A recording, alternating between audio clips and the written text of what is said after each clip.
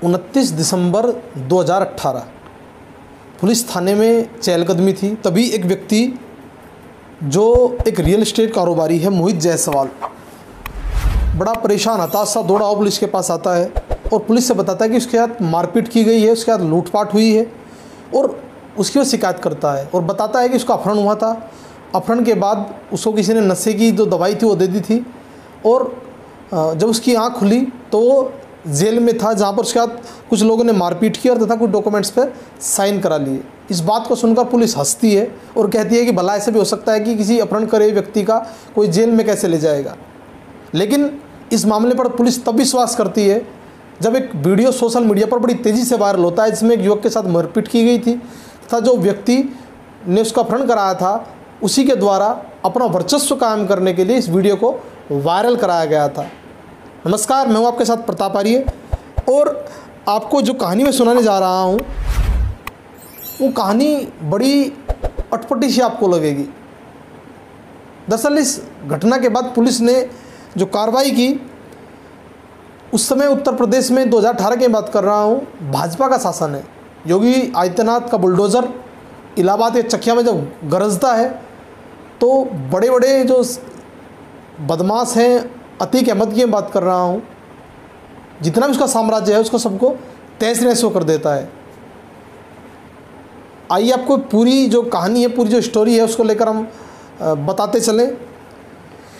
घटना है इलाहाबाद की। इलाहाबाद 1984 में चौक मंडी के इलाका होता था। चौक मंडी इलाके में जो बाबा थे वो झाड़ फूँक का काम करते थे। बाबा रोज़ वहाँ पर झाड़ फूँक का काम करते थे, लोगों को दवाइयाँ देते थे, भूत प्रेत का वो इलाज करते थे। तभी एक व्यक्ति उनके पास आता है तथा उनके साथ बुरी तरीके से मारपीट करने लगता है। जो मारपीट उस व्यक्ति उसके साथ बाबा के साथ करता है, बाबा को तब तक पीटता है जब तक बाबा की इस मारपीट से, पिटाई से मौत नहीं हो जाती है। पुलिस हरकत में आती है तथा उस व्यक्ति को गिरफ्तार कर लेती है। सागंज थाने में FIR उसके खिलाफ दर्ज होती है तथा चांद हाड्डी नाम का ये व्यक्ति था जो साधन थाना क्षेत्र के हमाम गली नामक स्थान पर रहता था। इसको नैनी जेल में भेज दिया जाता है। इसके बाद जो आगे कहानी शुरू होती है वो अब शुरू होती है। चांद हाड्डी के भाई का नाम रहमत था, जिसी की मौत का एक कारण बने थे। हालांकि आरोप लगाए जाते हैं जो बाबा झाड़ फूँक करता था, इसी की वजह से चांद हाड्डी नामक जो व्यक्ति था इसके भाई की मौत हुई थी। इसके बाद चांद हाड्डी जब जेल से दोबारा बाहर आता है, फिर आकर वो एक व्यक्ति की हत्या करता है, उसके बाद फिर जेल चला जाता है। अब उसका नाम चांद हाड्डी से बदलकर चांद बाबा रख दिया जाता है और उसका वर्चस्व बढ़ने लगता है। इसके बाद जो वकील इसका था उसके साथ ही कोर्ट में बहस हो जाती है और इस बहस के बाद ये वकील की भी बम बरसाकर हत्या कर देता है, क्योंकि इसका जो विचार था, वर्चस्व काम करना चाहता था, पूरे क्षेत्र में, पूरे इलाके में वर्चस्व काम करना चाहता था। चांद हाड्डी नाम का व्यक्ति, इसका नाम चांद बाबा बाद में रख दिया गया। इसके बाद पुलिस को गिरफ्तार कर लेती है। लेकिन सन 1987-88 की बात कर रहा हूँ, जो कोतवाली होती है वहाँ पर ये रात में जाता है और बम बरसाने लगता है।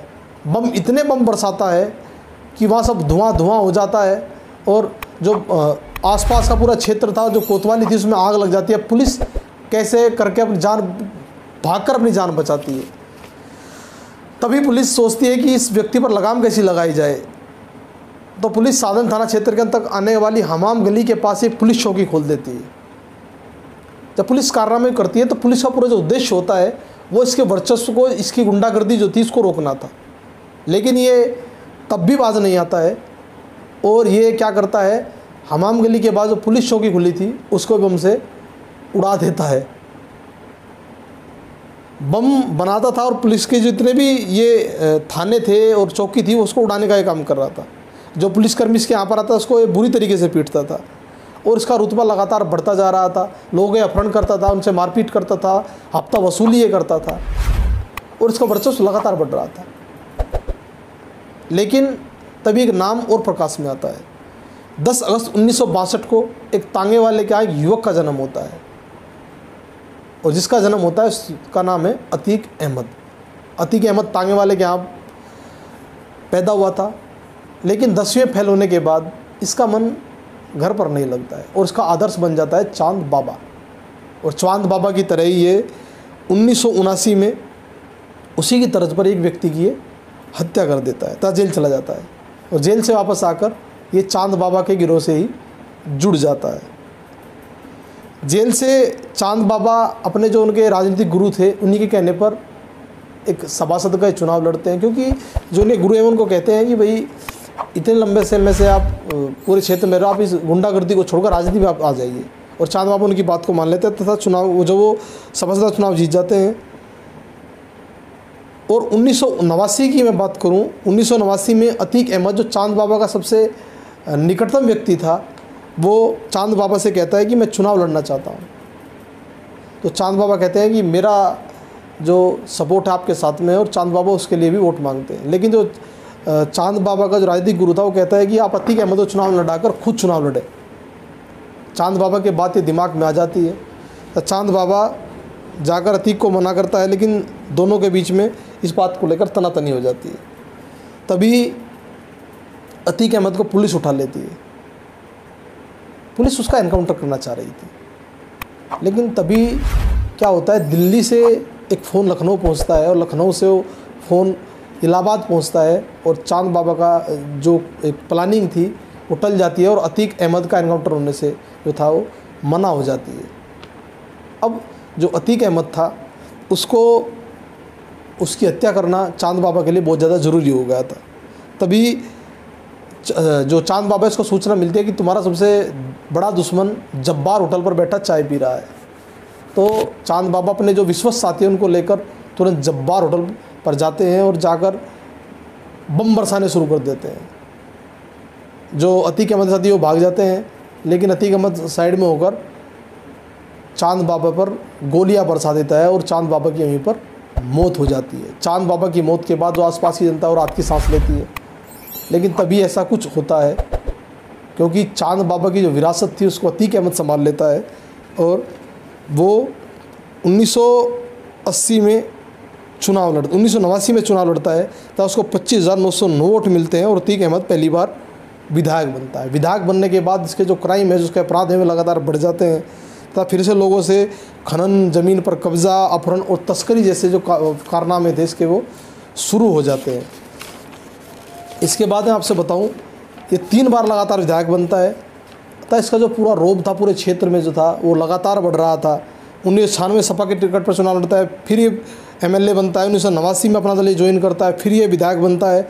लगातार 5 बार विधायक बनता है। तो सोचता है कि मैं अब दिल्ली की तरफ बढ़ूँ और सांसद का चुनाव लड़ने की मन बना रहा था। जैसे जैसे साम्राज्य बढ़ता है तो इसका क्राइम लगातार बढ़ रहा था और 2004 में सपा की सीट जो फूलपुर थी वहाँ से सपा के टिकट पर लोकसभा सांसद बनता है।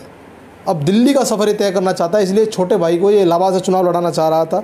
लेकिन तभी इसके सामने इसी का चेला, जिस तरीके चांद बाबा और अतीक अहमद की कहानी थी, दोबारा कहानी दोहराती है और इसका चेला राजूपाल बीएसपी के सीट पर टिकट पर इसके सामने, इसका जो भाई था उसके सामने चुनाव लड़ता है। तब वो नवंबर 2004 में विधायक बन जाता है। इसके बाद ये सोचता है कि अपने भाई को विधायक कैसे बनाया जाए, तो 2004 में ये राजूपाल की भी हत्या करने का विचार बनाता है तथा उस पर गोलियां बरसाता है, लेकिन उसकी जान बच जाती है और घायल हो जाता है।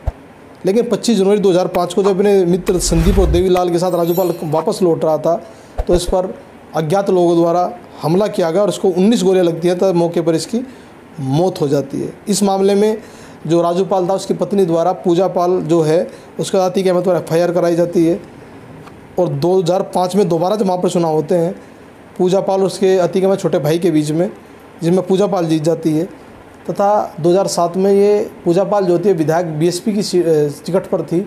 मायावती उत्तर प्रदेश की मुख्यमंत्री बनती है।